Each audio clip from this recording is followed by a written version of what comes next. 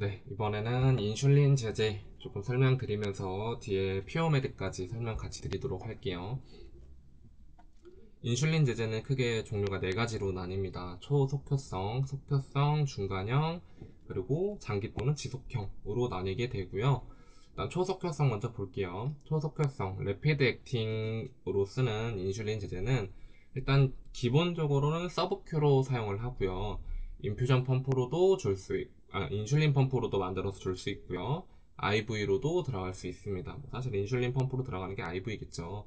이런 식으로 줄 수 있고, 가장 중요한 부분은 이 식전 15분 전에 투여하거나 식후에 주로 투여하게 되는데, 그 이유를 보게 되면, 자, 옆에 그래프를 좀 그려놨어요. 위로 그 Y축이 이펙트, X축이 타임으로 해서 볼 거고, 일단 투여를 하게 되면은 점점 올라가다가 이 피크 타임이라고 해서 가장 정점을 이루는 타임이죠. 사실 여기 기준으로 해서 반감기가 시작이 되고, 기본적으로 약을 투입하고 나서는 5에서 15분 정도 뒤에 인슐린의 효과가 나타납니다.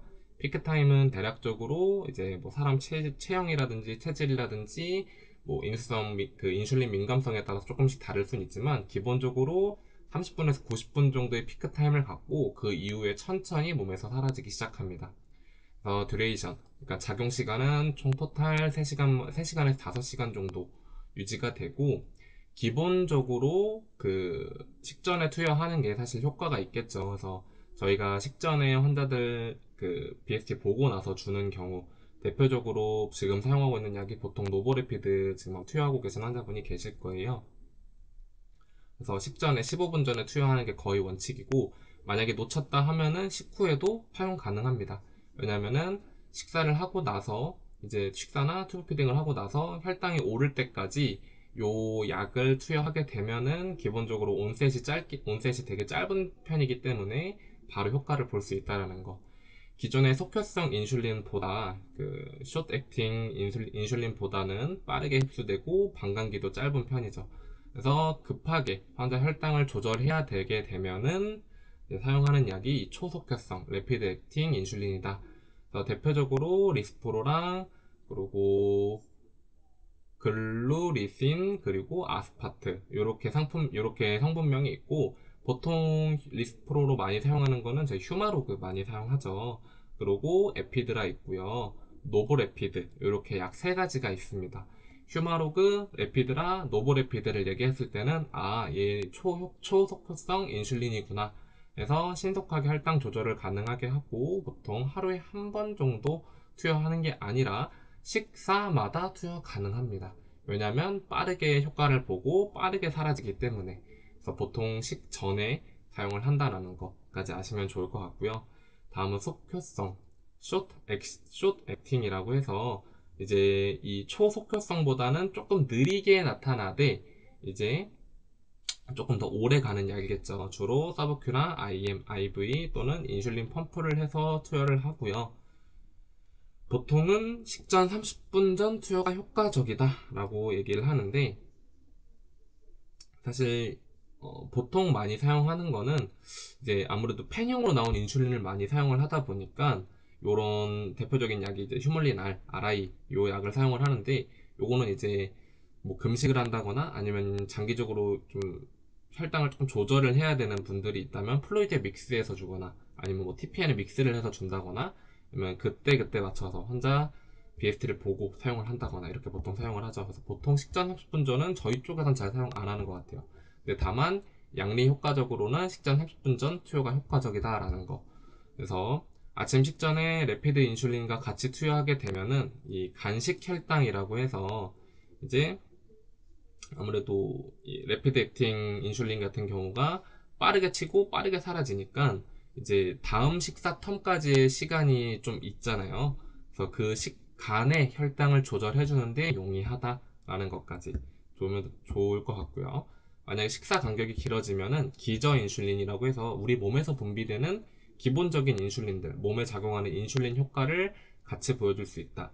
왜 그러냐면, 기본적으로 온셋은 거의 비슷합니다. 스타트하고 나서 천천히 하고 올라가다가, 기존의 초속효성 같은 경우는 5에서 15분 뒤에 바로 효과를 보이는 반면에, RI 같은 경우에는 사용하고 나면 30분에서 60분 정도 뒤에 온셋이 슬슬 생기기 시작하고, 피크 타임도 조금 더 느리죠. 2시간에서 4시간.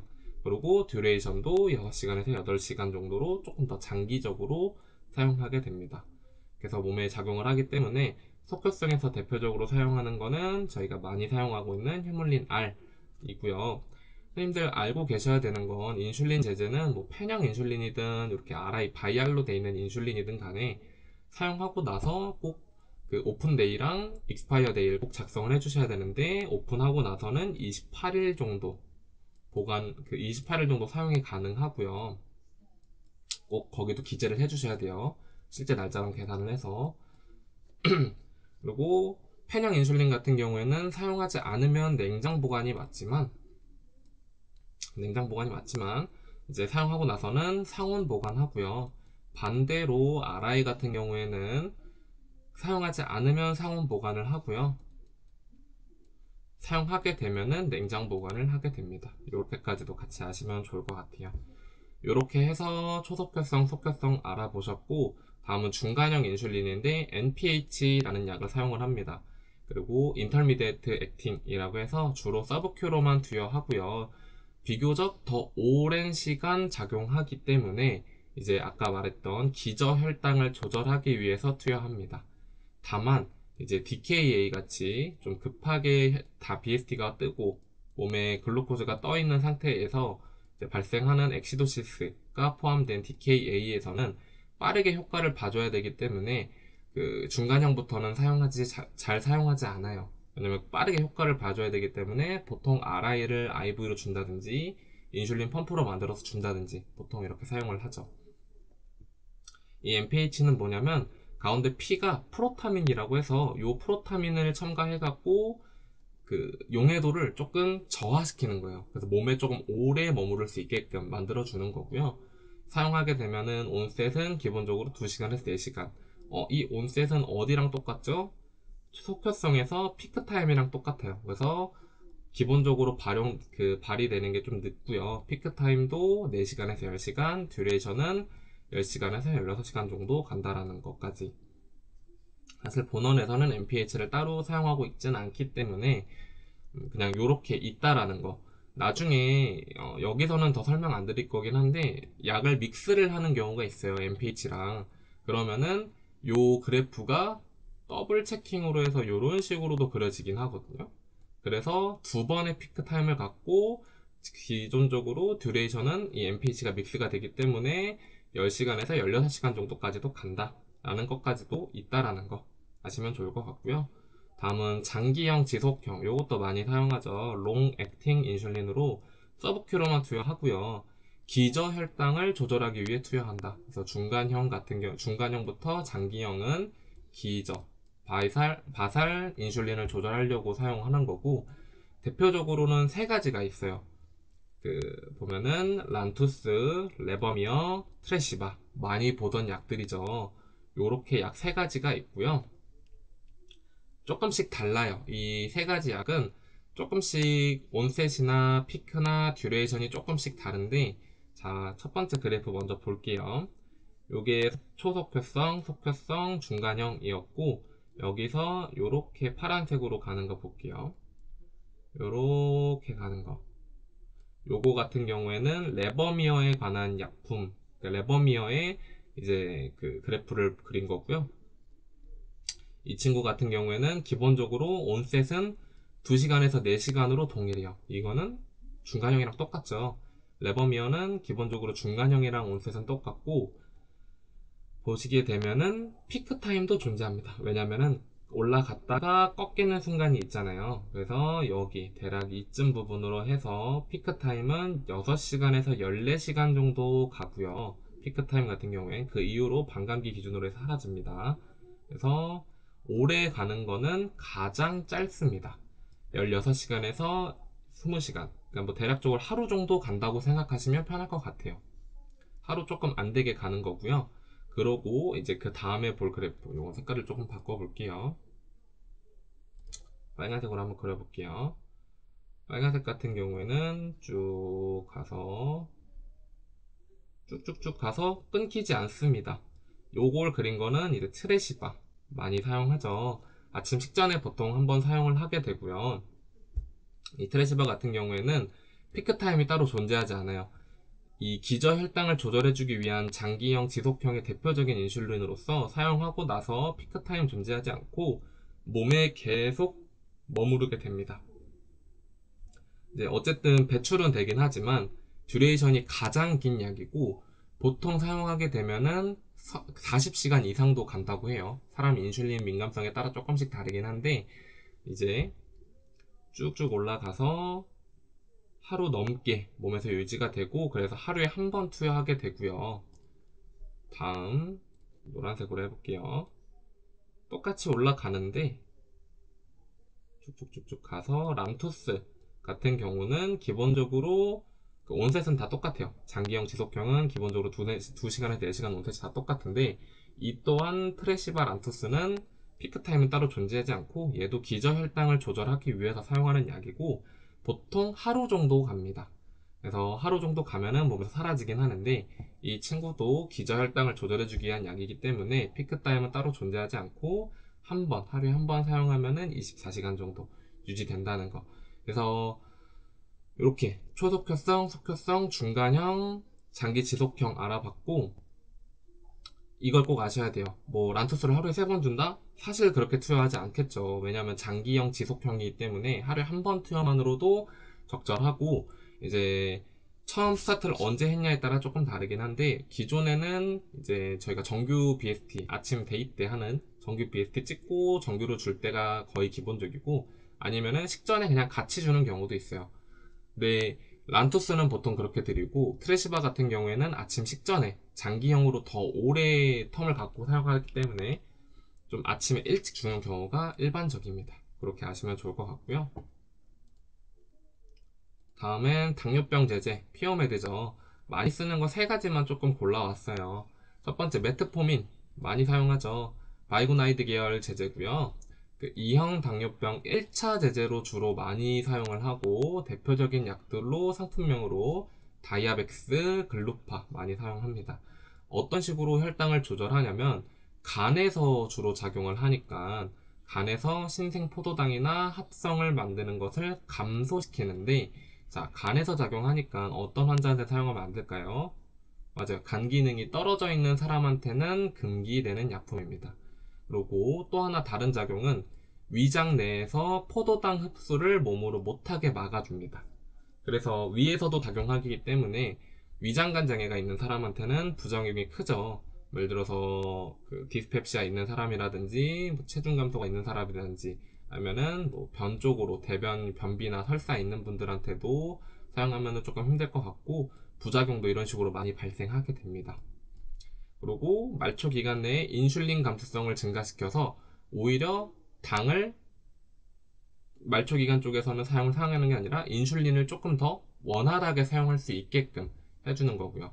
그래서 부작용은 아까 이야기 드렸던 것처럼 이렇게 위장관계 쪽으로 질환이 발생할 수 있고요. 세포 내 포도당이 ATP, 그러니까 에너지죠. 말 그대로 에너지 생성을 방해를 시키니까 왜 포도당이 ATP를 가는 거를 방해를 시킬까요? 네, 간이랑 위장에서 포도당 합성을 막고 흡수를 막는다고 했잖아요. 몸에서는 이 포도당이 있어야지 ATP를 만들어내는데 이 포도당이 흡수도 안 되고 합성도 안 되니까 대신에 우리 몸에서 젖산을 이제 사용하기 시작합니다. 그러면 자연스럽게 pH가 낮아지면서 산증이 생기겠죠. 엑시도시스가 발생할 수 있어서 이런 부작용이 있을 수 있고 배설 자체가 신장을 통해서 배설을 되기 때문에 말 그대로 소변으로 배설이 된다는 소리예요. 신기능 장애도 발생할 수 있어요. 그래서 만약에 환자분 뭐 CK, AKD라든지 좀 이제 급성으로 신장 쪽에 문제가 생겼을 때는 복용하지 않고요. 주로 EGFR을 보면서 증감량합니다. 신장 기능 평가를 할 때.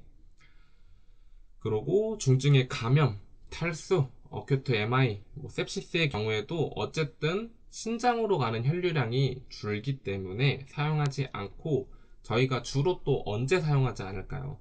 맞아요. 그 이제 CT 검사 중에 컨트라스트, 조영제 사용하는 검사 있죠. 조영제 사용하는 검사 전에도 미리 약을 끊습니다. 왜 그럴까요? 조영제도 똑같이 신장을 통해서 배설이 되죠. 안 그래도 신장으로 가는 혈류량도 줄고 신장에서 어쨌든 배설을 시켜주면서 신독성 위험성도 있는데 여기에 당뇨병 제제인 메트포민까지 사용하게 되면 신장이 완전히 망가지겠죠. 그래서 미리 사용을 끊게 되는 거고, 만약에 복용 중인 환자라고 하면은 꼭 주치의 처방을 받고 언제 CT를 다시 찍을지 스케줄을 또 다시 잡아야 됩니다. 꼭 중요한 약이니까 알아두셔야 되고요. 다음은 설포니유레아. 요것도 약 많이 보셨을 거예요. 요렇게는 익숙하지 않은데 대표적으로 아마릴 글루리스 디아미크론이라는 상품명으로 많이 보셨을 거예요. 요 약 같은 경우에는 위에 메트포민 같은 경우에는 포도당 합성을 억제하고 감소하게끔 하게 했던 약이면은 설포니유리아 자체에서는 인슐린 분비를 증가시켜서 몸에 당을 조절해주는 거고, 이제 보통 식전에 막 그래서 많이 복용을 합니다. 인슐린 과다 증가, 그러니까 대표적인 부작용으로는 인슐린의 과다 증가로 인한 저혈당. 왜냐하면 포도당이랑은 상관없이 인슐린의 분비를 말 그대로 늘리는 약이기 때문에 저혈당 올 수 있고요. 그리고 체중 증가도 있을 수 있고 기관지염이나 요통, 관절통 있을 수 있다라는 거 있고, 이 친구도 중증의 간 기능이나 신기능에서는 사용하면 안 된다. 그래서 둘의 기전이 좀 다르다는 거 알아두시면 좋을 것 같고요. 다음은 SGLT2 이니비터. 대표적으로 무슨 글리프로진으로 끝나는 약들이 있어요. 선생님들 많이 보셨을 거예요. 뭐 다파나 엠파나 이프라 같은 경우에는 포시가, 다파론, 자디양, 슈글렛 요렇게 약 많이 보셨을 거고, 이게 어떤 약이냐면 이 SGLT2가 무슨 역할을 하냐, 나트륨 포도당 공동 수송체라고 해서 이제 신장의 근위세뇨관에서 이 나트륨이랑 글루코스를 다시 혈중으로 안으로 움직이게끔 해주는 그런 수송체인데, 얘를 이니비터, 억제하는 거예요. 억제하게 되면은 어떻게 될까요? 소듐이랑 글루코스는 바깥으로 나가게 되겠죠. 네. 그래서 부작용으로 보면은 어쨌든 소변으로 당이 증가가 돼요. 왜? 안으로 들어오는 걸 막고 소변으로 배출을 증가시키니까. 그래서 소변에 당이 많아지게 되면 그 당이 이쪽으로 모이니까 당연히 세균이 더 번식하기 쉽겠죠. UTI가 더 발생할 가능성이 높고, 소변으로 당 배출이 증가한다는 거는 어쨌든 몸에서 쓸 에너지원이 부족해지니까 지방산을 분해해서 젖산대사가 일어나갖고 엑시도시스가 깔리는 DKA 리스크가 커질 수 있다라는 거고, 탈수랑 저혈압 이건 왜요? 왜냐면 나트륨이 같이 빠져나가니까요. 그래서 AKI도 올 수 있다라는 거까지 부작용으로 알아주시면 좋을 것 같고요. 식사랑 무관하게 하루에 한 번 복용한다는 거. 그래서 종류로는 다파글로프로진, 엠파글로프로진, 이프라글로프로진 해서 많이 쓰는 약 위주로 조금 알아주시면 좋을 것 같아요. 자디양, 타파프로, 포시가 이렇게 보통 많이 사용하죠. 이렇게 사용한다는 거고, 메트포민이랑 설포니유리아랑 SGLT2 이니비터의 기본적인 작용 기전의 차이. 메트포민은 다시 말해서 간이나 위에서 신생 포도당 합성을 막고 흡수를 억제하는 거고, 설포니유리아는 포도당이랑 상관없이 인슐린 분비를 늘리는 거고, SGLT2에서는 소변으로 나트륨이랑 당을 배출시켜서 당을 조절해준다. 이렇게 대표적으로 세 개가 기전이 달라서 이렇게 세 가지 준비해왔고 공부하시면 좋을 것 같고, 가장 중요한 거는 이 사람이 이런 환자인데 이 약을 쓰고 있네, 그래서 이걸로 변경이 됐네 까지 알아주시면 좋을 것 같아요. 네, 여기까지 일단은 당뇨병 제제 마무리하고 다음에는 혈압 제제로 넘어갔다가 이제 다시 본격적으로 안티 조금 자세하게 설명하도록 하겠습니다. 네, 고생하셨어요.